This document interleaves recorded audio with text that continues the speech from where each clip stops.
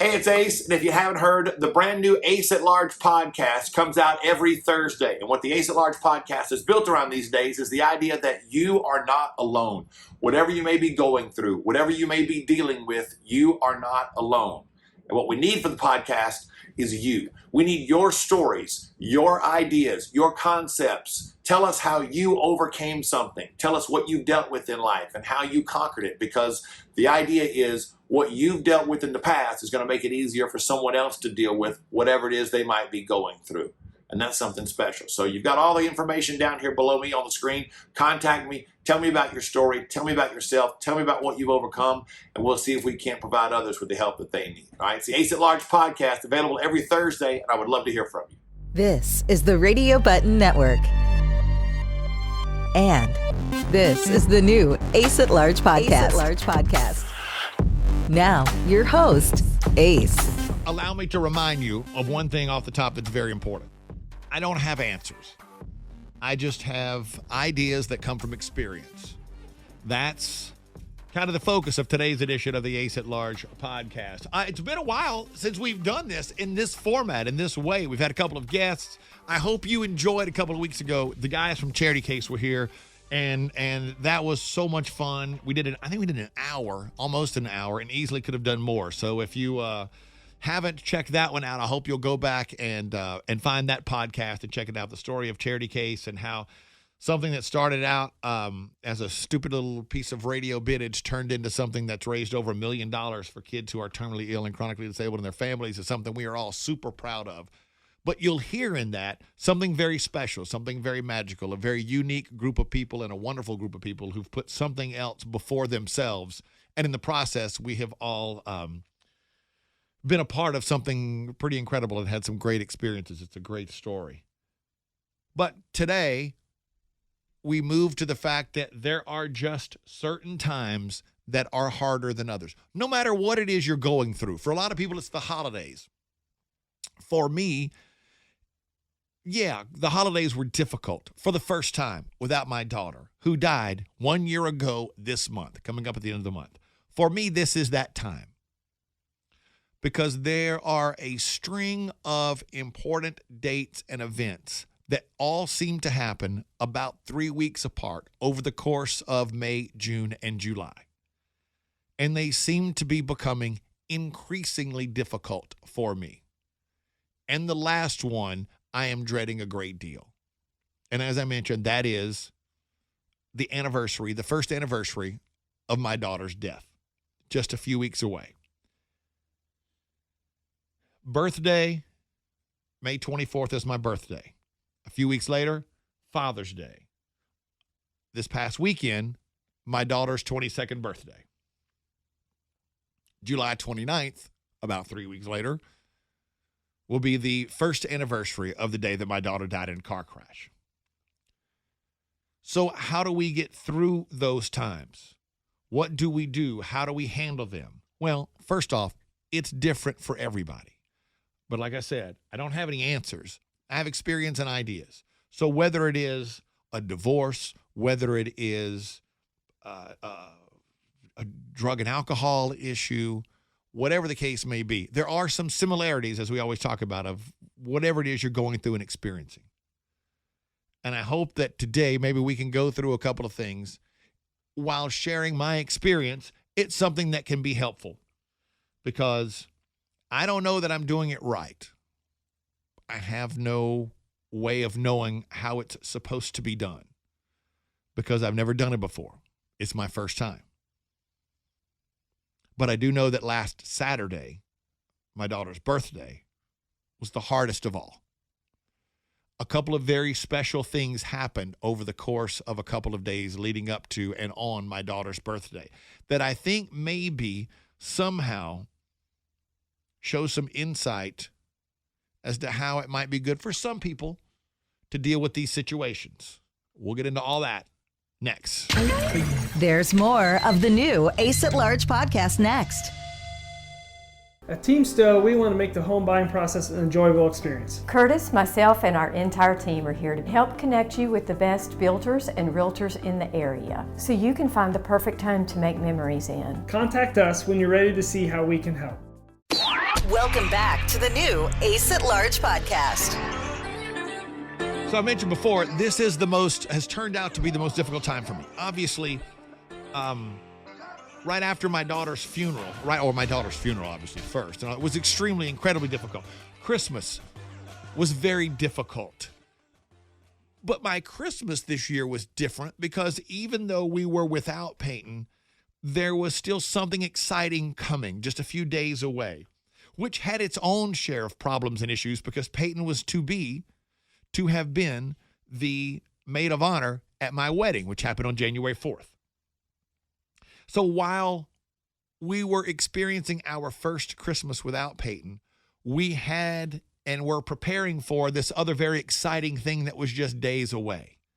So maybe in some way that helped temper that sense of loss, that sense of pain that goes with not just your first Christmas, I can't imagine, but every Christmas after having lost someone who's close to you.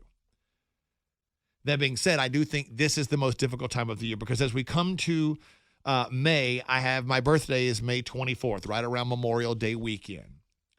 May of 2020, we were able to slip away, me, Amanda, Peyton, and Cade, my son, and my wife Amanda had set the entire thing up, and we took off and rented a little small place at the beach around Charleston because South Carolina was a little more open than the state of North Carolina. So my birthday with my daughter, was a great weekend away. We laughed. We had great stories. We managed to get one of my favorite pictures ever, and actually turned out to be the last picture I ever took with both of my kids came that weekend. So my birthday was pretty hard this year. Then obviously comes Father's Day. Now that was tempered a little bit by the fact that I was on the road that weekend with my son, and I purposefully chose that particular weekend to try to make it a little bit easier because I was with my son on our baseball trip, which we didn't get to go on thanks COVID in 2020. And if you don't know the story, every year since he was 6, we have visited one Major League Baseball park, just the two of us. With one exception, my friend in Houston, he and his daughter went with us when we stayed there at his house. But we went to Dallas this year and went to see the Texas Rangers play and had a great time. It was great to be back. We just get a hotel room. We spend the weekend hanging out. We went to see where JFK was killed. We went to this incredible place called Texas Live, which is right next to the ballpark. We just had the best time. Two guys hanging out together, talking about life and sports and enjoying the ball game. It was wonderful. So that helped as we were flying home on that Sunday. Sure, it was Father's Day. And I was sad, as you would be, as anyone would be.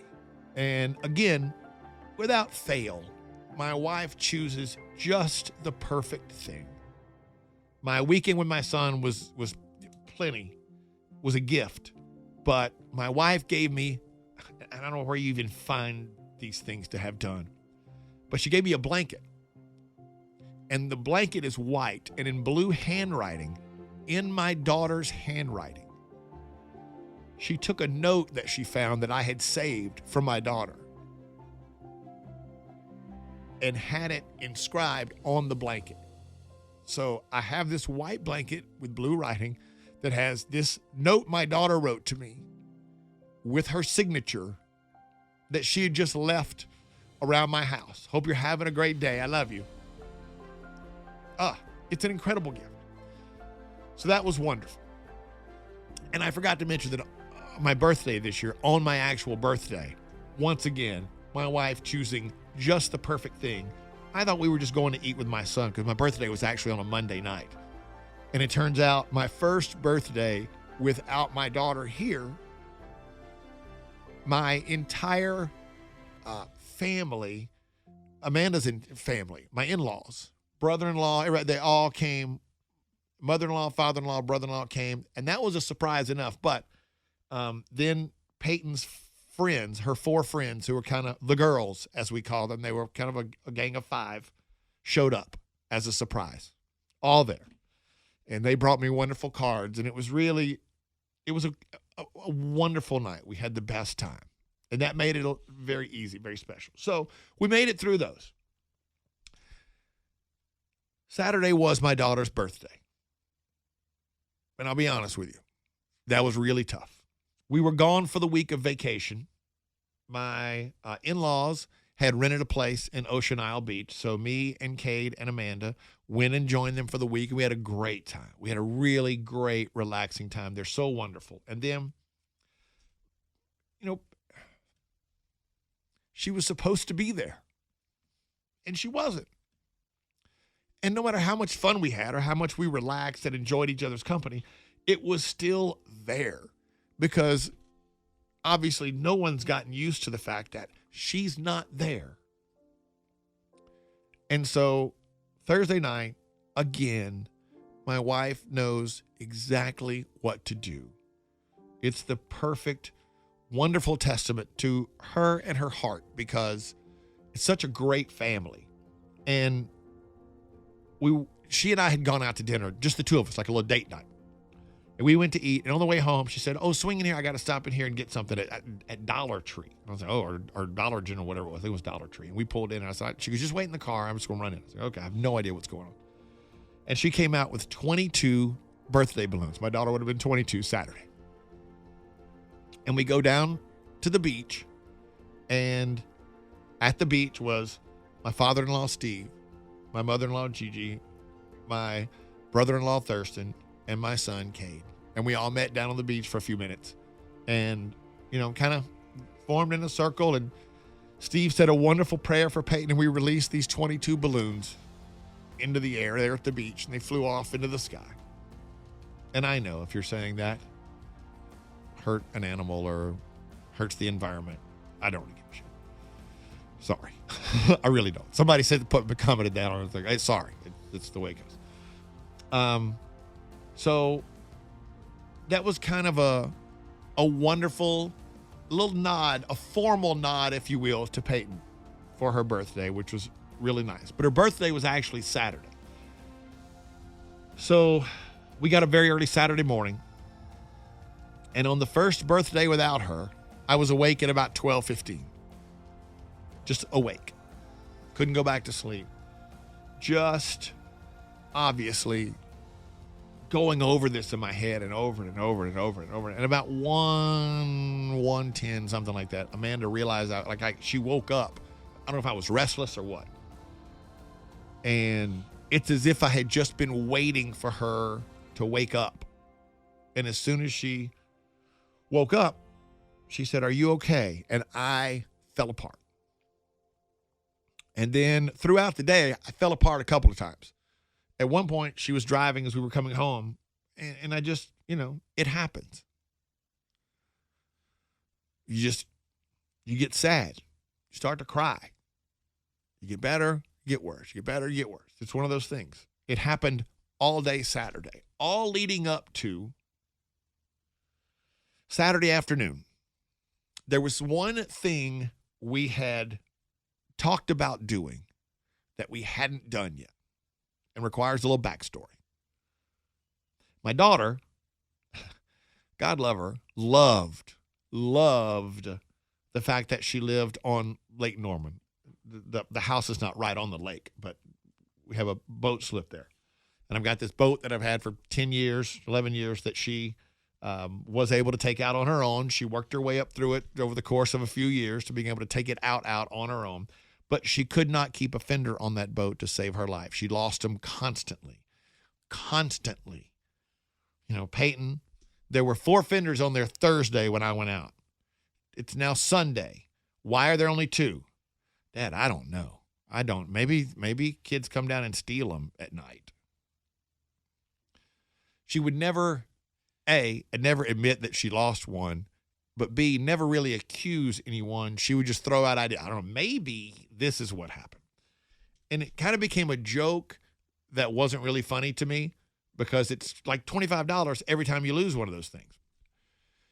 So I think it was Amanda that had the idea. And Saturday afternoon, my son stopped and bought one, a fender for the boat, took it home. His mom signed it. His grandmother signed it. He took it to their very close family friends who with my daughter was at their house, coming from their house, going to my ex-wife's house the night that she died. And they all signed it. And then me and Amanda and Cade and 3 of the 4 girls who were part of the friend group went out on the lake. We all took a moment to write a little note on it and sign it. And Amanda wrote Peyton's name on it in big letters. And the 4th girl, who wasn't able to be here because she lives in Wilmington now, we had her send a message. What do you want us to write? And we wrote on it for her and signed her name to it. So everybody got their message and a name and they signed on it. And then Cade threw it out into the lake. Because that's what she would have done on her birthday. She would have taken the boat with her friends and gone out on the lake and probably lost a fender. So we took the boat, we went out on the lake, and we went ahead and lost it for her. Left her a little message and threw it out there. And then that night, Amanda and I went to eat at one of her favorite places to eat. And had a great time. We had a really nice meal. And tried not to, constantly live in the sadness of the day. Think of all the happy times, tell funny stories, those types of things. But there's always sadness under there that you can't escape. So now there's one more day to go, and that is July 29th, which will be the first anniversary of her death. I got the phone call at 3:12 in the morning. And I really don't know what that day is going to be like. I've never experienced it before. But my point is, there are times that we all go through these. Sometimes are more difficult than others. But I think maybe some of the things that I feel have worked for me could work for other people. Maybe one will work for you, or maybe you have a better idea. There were some things that we did that I think are key and very important because they soothed me in a way. And maybe they'll help you next. There's more of the new Ace at Large podcast next. What's Share Funny? It's a show from TJ that's funny enough to share on social media. Hear Share Funny live from 9 to 10 Eastern, 8 to 9 Central each weekday morning on the Ace and TJ button. Available on our app and now on iHeartRadio. Welcome back to the new Ace at Large podcast. Well, I feel the need to remind you, I don't have any answers here. I only have experience and ideas. And I'm still living that experience every single day. I mentioned my daughter's birthday the other day. I've gone through, again, it's odd because for some people it's Christmas. For some people it's their child's birthday. I just kind of have this string of things. My first birthday without Peyton. My first Father's Day without Peyton. Peyton's first birthday not being here. The anniversary of Peyton's death. And each one about 3 weeks from the other in a continuous string over the course of May, June, and July. So I think it's a relatively unique situation that I find myself in. But here are a couple of things based around what we did that I can tell you for me were helpful, were soothing. One is acknowledge it. To me, there's a lot to be said for acknowledging what's happening, what's going on. I don't think you can say, if I don't talk about it, I'll feel better. At least I can't. That doesn't work for me. I feel the need to discuss it. I feel the need to have a conversation about it. I feel the need to think about it. I feel the need to, in a way, pay tribute to it. Yeah, there's no escaping the fact. It's sad. And I'm not saying I sat around just telling sad stories or thinking sad thoughts all the time, but I acknowledged, hey, this is really hard. This is really sad. And I think one thing that was helpful for me was letting people around me know, specifically, and everybody knows. All of my friends and family acknowledge the text messages on Father's Day or my birthday, where people just so nice. Hey, I know this is a tough one, but acknowledge it. Telling them hey, this is going to be hard for me. She knew that, but I think it's helpful for your people around you to hear it from you. Number 2, I think taking some type of action feels good. Whatever that may be, in whatever form it may be for you. A couple of things. By action, I mean the releasing of the balloons for Peyton's birthday when we were with her family at the beach. It was important for me. Some people may think it's dumb. Some people may think it's cheesy. That's fine. But each of us in our own unique way have an opportunity to acknowledge and pay tribute to the part. You don't have to go over the top. I'm not a big fan of, and this is just me, I don't want to pay tribute to my daughter by having her name on the back glass of my car with her birth and death dates. I don't really foresee, I could be wrong, but I don't really foresee myself ever posting a picture of her on social media. I'm sorry, a picture of her headstone on social media. That just doesn't seem to be my thing. So on her birthday, I posted a picture of me holding her when she was about 2.5 or 3. And me with her on her 21st birthday, which was epic. A huge success. But it was possibly the last photo that I ever took with her. And it's a picture of her kissing me on the cheek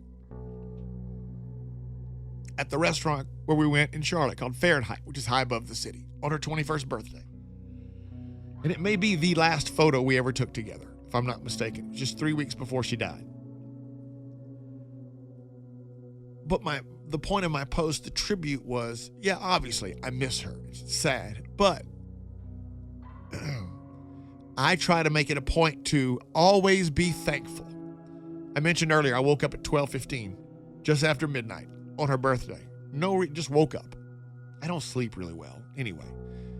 And when I did, I made it a point when I looked at the clock and realized it was her birthday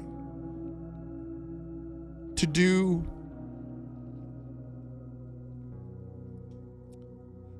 the same thing that I always try to do every year, usually at dinner. It's really hard for me to take a moment to give thanks.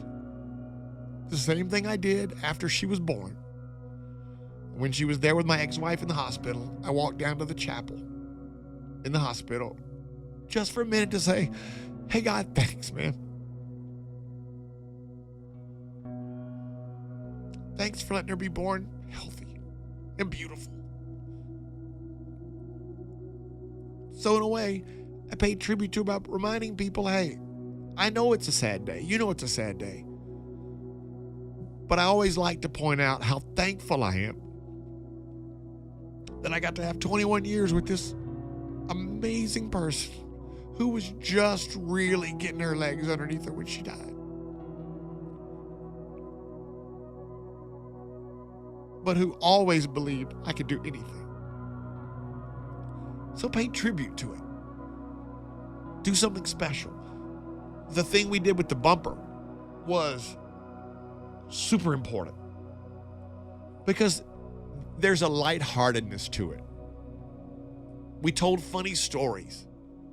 And yeah, it made me sad knowing that what really should have been happening that day was those girls should have been out there on that boat with her. They should have been having a great time.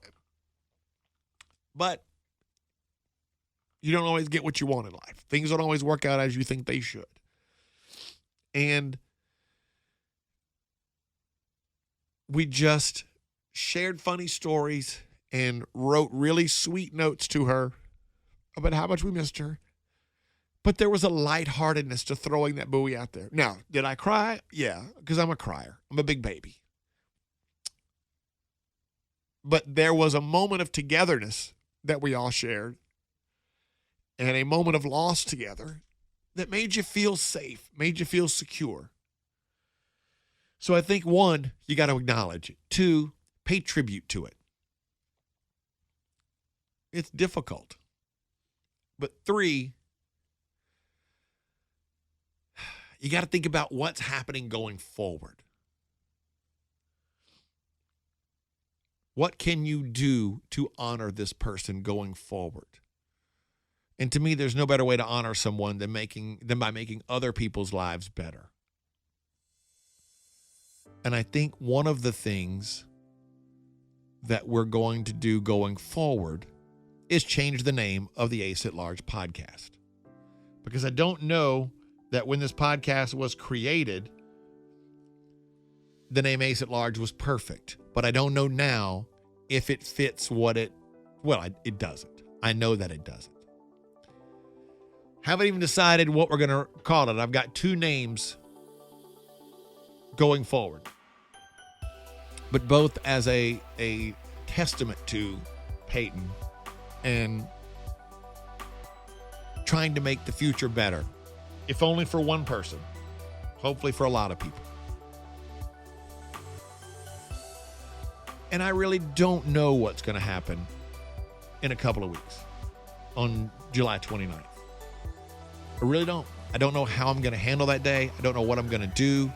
I'm going to be at work, which is odd because I wasn't at work, didn't come to work. No one came to work July 29th, 2020. I do know that I'll probably, as a way of acknowledging it, as a way of paying tribute to it, like I mentioned, go to her crash site and leave flowers. I know we'll do that. And that'll be hard. And it's so weird because I've talked about this before, how odd it is that the place where she died just seems to be the place where I go to feel a closeness and a connection to her now. Mainly because I don't live in the town or even in the state, many states away from where she is buried, which is what most people would do. So we'll see how that turns out. But I think you've got to acknowledge it. You got to talk about it. Mentioned it before, there's a physicalness to getting it out. So if you're having a problem if it's a difficult divorce time, if it's a difficult problem with alcohol, I think you've got to tell people around you, hey, just so you know, not complaining, hey, somebody you trust. I'm dealing with something here today. I'm having a hard time. There's a therapeutic quality to getting it out of you. There's a reason therapy works for people. Because there's a physicalness to getting it out. Saying the words, hearing the words. It's different from hearing them in your own mind or saying them to yourself when you're talking to someone. And find your own way to pay tribute to it. Because I think it makes you feel like, in the acknowledgement, paying tribute to whatever it is that you're going through. Pay tribute if you're going through a difficult time following a divorce. Pay tribute to the strength you've shown on this day. The strength you've shown to still be standing on your own 2 feet. And think about where you're going forward.